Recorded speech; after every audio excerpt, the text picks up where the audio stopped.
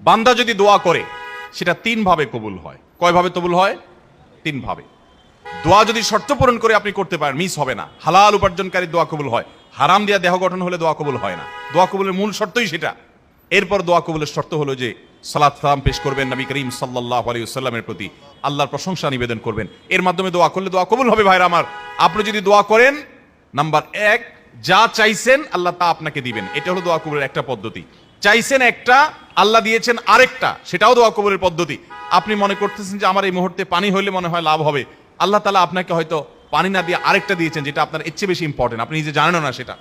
তো দোয়াটা সেভাবেও কবুল হয় যে আমি যা চাইছি তা হয় নাই, কিন্তু অন্য কিছু হয়েছে যা আমি চাই নাই। এটা দোয়ার মাধ্যমে হয়। তৃতীয়ত, বান্দার দোয়া কখনো কখনো আল্লাহ দুনিয়াতে কিছুই দেন না দোয়ার বিনিময়। আল্লাহর কাছে চাইছে আল্লাহ এটা দেন, আল্লাহ দেয় নাই, কিন্তু আখিরাতে আল্লাহ তাআলা তার জন্য সওয়াব রেখে দিয়েছেন। কারণ দোয়া বান্দার বৃথা যায় না।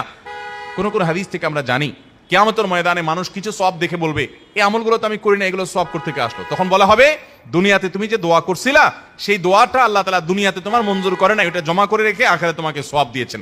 তখন সে বলবে, ইস, আমার দুনিয়ার সব দোয়া যদি না মঞ্জুর হয়ে সবগুলোর বিনিময় যদি আখিরাতে অনন্তকালের জন্য পেয়ে যেতাম, কতই না ভালো হতো।